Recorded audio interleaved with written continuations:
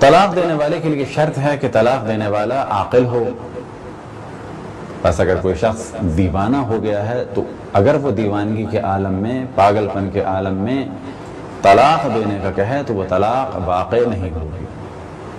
دوسری شرط یہ کہ طلاق دینے والا بالغ ہو.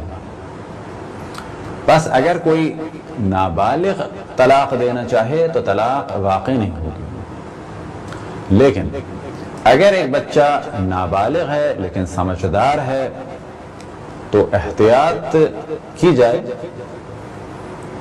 یعنی پھر حاکم شرع سے طلاق بھی پڑھوائی جائے یا بالغ ہونے کے بعد دوبارہ طلاق ہو، اور اگر وہ طلاق دے دے تو نکاح بھی نہ سمجھا جائے. یہ احتیاط کی جائے، یہ نہ نکاح سمجھا جائے طلاق کے بعد اور نہ ہی اسے طلاق سمجھا جائے کیونکہ یہ نابالغ ہے. لیکن عموماً جو شرط لگائی جاتی ہے یہ کہ نابالغ کی طلاق صحیح نہیں ہے.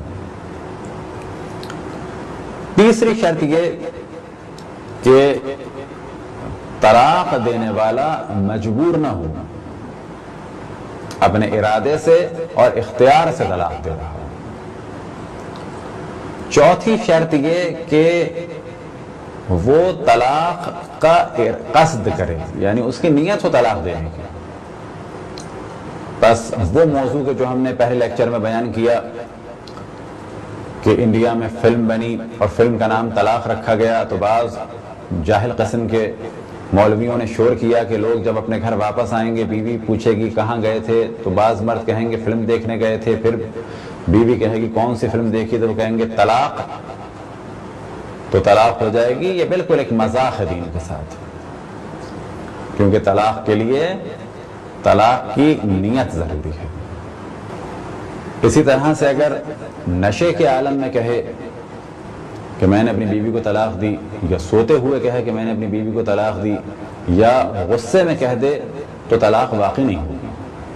کچھ عرصے پہلے پاکستان میں ایک ٹی وی چینل سے گفتگو آ رہی تھی اور ایک خاتون یہ بحث کر رہی تھی ایک شیعہ عالم سے کہ طلاق تو ہوتی ہی غصے میں ہے، تو وہ در حقیقت یہاں پر مبالغہ کر رہی تھی. جب فقہ میں کہا جاتا ہے کہ طلاق غصے میں اگر دی گئی صحیح نہیں ہے تو اس سے کیا مراد کہ بالکل ایک جنونی کیفیت ہی طلاق دے دی. لیکن ہاں یہ جب کہا جائے کہ غصے کی طلاق صحیح نہیں ہے تو اس سے مراد ہے کہ جنونی کیفیت میں بغیر سوچے سمجھے طلاق دے دی اور بعد میں احساس ہوا کہ یہ میں نے کیا کیا. لیکن ہاں وہ جو کہہ رہی تھی کہ طلاق غصے میں دی جاتی ہے، تو ہاں وہاں پر مراد یہ ہے کہ جب کسی عورت سے انسان ناراض ہو تو ضروری نہیں ہے طلاق ہمیشہ غصے میں دی جائے. فرض کریں کہ میاں بیوی دونوں راضی ہیں، غصہ نہیں ہے، طلاق دے رہے ہیں، تو ضروری نہیں ہے طلاق ہمیشہ غصے میں ہو.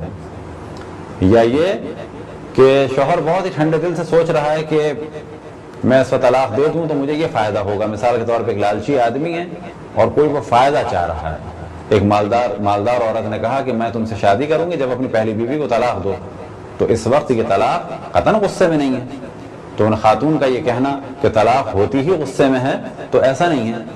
بعض دفعہ طلاق غصے میں ہوتی ہے، اور غصے سے کیا مراد کہ بیوی سے انسان اب زندگی گزارنے کا ارادہ نہیں رکھتا، لیکن ضروری ہے کہ طلاق ایک نارمل حالت میں ہو. ایسی کیفیت نہ ہو کہ جنونی سی کیفیت تھی اور بعد میں کہے کہ یہ میں نے کیا کیا، یعنی سوچ سمجھ کے ہو. ابھی اور بات ہے کہ اس عورت کی حرکتوں کی وجہ سے اس کا دل بھر چکا ہے، یہ غصہ الگ ہے اور وہ غصہ بالکل الگ چیز ہے. اسی طرح سے اگر کوئی مذاق میں کہہ دے کہ میں نے تمہیں طلاق دی تو اس سے بھی طلاق واقع نہیں ہوتی.